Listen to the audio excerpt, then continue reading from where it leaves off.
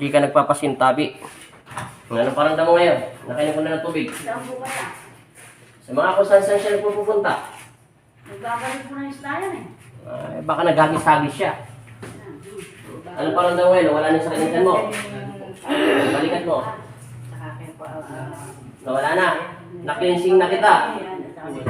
Bigla nawala. Yung nilinis ka sa physical at spiritual ng Panginoon Kristo, nawala na yung sakit mo.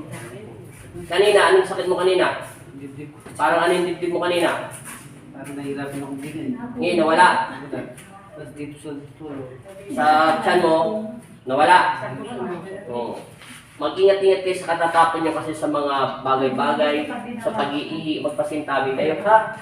Para hindi kayo natatama ng hindi nakikita ng mga mata. Alam mo naman yung mga hindi nakikita ng mata, minsan mga may sila sa utak. Natural din natin sila nakikita, dapat piilag sila.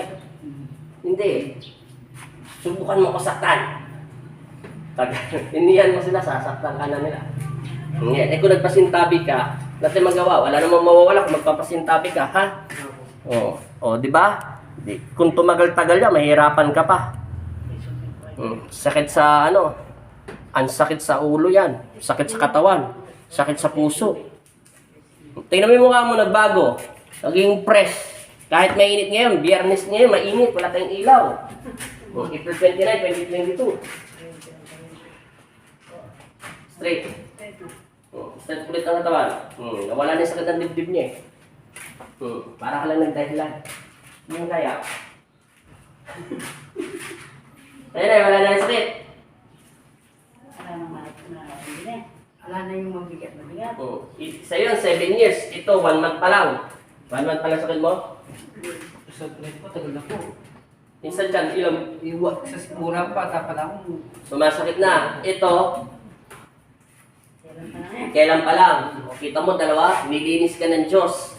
Magpasalamat ka sa lolo mo, sa pong Jesus Nazareno, sa Ama sa Langit. Ikaw na wala nang mabigat sa balakang likuran mo. Kaya huwag ka isip ng isip, para yung mamang ka, huwag ka mag-isip.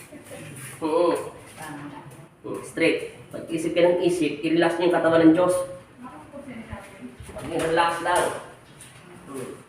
Kamu wala tayong ilaw, pinagpapawisan tayo lahat. Yes, ganito. Kaya San Luis, mega shoutout. Anong pangalan ng manggagam? Anong pangalan ng manggagam? Ang munang pumunta rito, kakilala rin nila? Ako Nora. Nora lang pangalan niya. Salamat sa kanya. Yung pasyente na yun, no? Mamaya makikita nyo yun, nakaupo pala. Hindi niya kinaya. Tingnan natin. At least, inamin niya. Mamaya pag hindi ko rin kaya, punta ka rin sa iba. Baba pa. Straight ang katawan. Sige pa. Sige pa. Okay. Hinga. Straight ang katawan. Huwag ka niliyoko. Ano, paano mo ulit sa dibdib mo? Nawala na. Kita mo. Tayo ulit. Kaya mag-ingat-ingat ka sa mga hindi nakikita ng mga mata. Na normal na mata ha. Lagay sa bato. Hindi, tama yung ginawa mo kanina. Yan, ganyan lang. Wala na ito sakit. Wala na eh. Lumambot na siya. Diingan mo lang to. Sige pa. Hinga. Sapa. Sandal. Todo mo na. Hinga. Todo pa. Last. Huwag kang hinga. Hinga. Opo. Ano pakiramdam? Tingnan mo ngayon.